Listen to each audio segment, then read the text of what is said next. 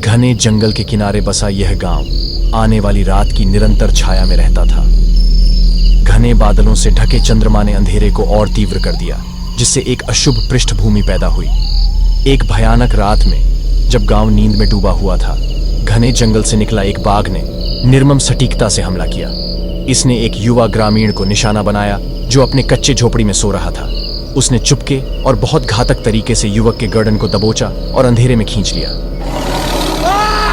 उस युवक की चीख अंधेरे का मौन तोड़ती हुई पूरे गांव पे गूंज उठी, जिससे दूसरों को उस डरावने दृश्य का एहसास हुआ, एक ऐसी छाप जो उनके बुरे सपनों में बनी रहेगी। सुबह जब गांव दुख से जूझ रहा था, हवा उनके सामूहिक दुख का वाहक बन गई। मैंग्रोव की मुड़ी हुई शाखाओं के माध्यम से फुसफुसाते हुए जंगल, जो कभी प्रकृति की आवाज से जीवंत हो उठती थी, अब ग्रामीणों के साथ मिलकर शोक मनाता नजर आ रहा है।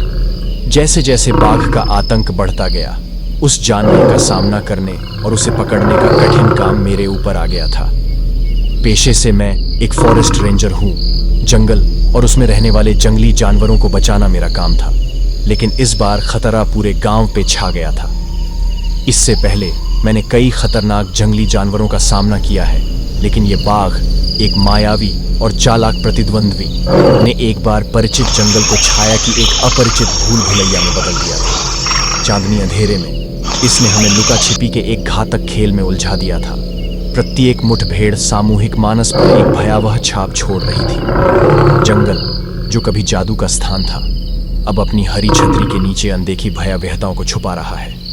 और उस दिन एक ग्रामीण रात में एक झाड़ी के हलचल की ओर आकर्षित होकर जंगल के छाया की ओर बढ़ा, और अगले ही पल एक भयानक चीख के साथ बाघ का अगला शिकार हुआ। ग्रामीण की आवाज पाते ही मैंने अपनी बंदूक को लेकर उस जगह पहुंचा और देर न करके हवा में एक गोली चला दी। पर तब तक बाघ वहां से ग्रामीण को मारकर भाग चुका था। कोहरे और छाया में घिरा सुंदरबन अपने रहस्यों को और भी करीब से छुपाता हुआ प्रतीत होता है। एक अनुभवी रेंजर के रूप में मैं महसूस कर सकता था कि जंगल की नजर मुझ पर है।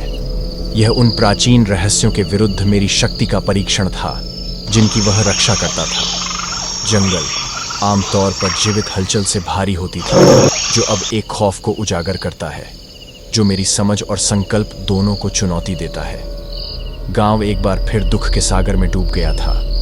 आतंक के शासन को समाप्त करने के लिए दृढ़ संकल्पित होकर मैंने मायावी बाघ को पकड़ने की तैयारी करने लगा। भोर सुबह मैं जंगल की ओर चल पड़ा। भोर की अलौकिक चमक में नहाया हुआ जंगल निर्णायक मंच बन गया। बाघ प्रत्येक मुठभेड़ के साथ और अधिक चालाक हो गया, जंगल की लय के साथ तालमेल बिठाने लगा। जैसे ही हम अंदर बंद हुए, मैंग्रोव मुड़ गए और मुड़ गए, जिससे एक भटकाव वाली भूल भुलैया बन गई जिसने हमारे हर कदम का परीक्षण किया। जैसा ही मैं थोड़ी और आगे बढ़ा, मुझे झाड़ियों में हलचल सुनाई दी और मैं अपनी बंदूक के साथ सतर्क हो गया। बंदूक में सिर्फ एक ही ट्रैंकुलाइजर डार्ट था, जिसे अगर मैं चुक जाता तो अगले ही पल मेरी मौत निश्चित थी। मैंने अपनी सांस रोककर अपना निशाना साधा और बंदूक चला दी। सुंदर वनों के प्राचीन रहस्यों को संजोए आंखों वाली प्रेत की तरह उभर रहा बाघ शांत कर देने वाले डार्ट के आगे झुक गया। हालांकि जीत कड़वी थी, क्योंकि जिस जगह बाघ बेहोश पड़ा था, वहां एक और ग्रामीण की कटी फटी लाश थी जिसे वो बाघ खा रहा था। जैसे ही बेहोश बाघ को दूर किनारे की ओर जाने वाली नाव पर लादा गया, गांव को राहत तो मिली,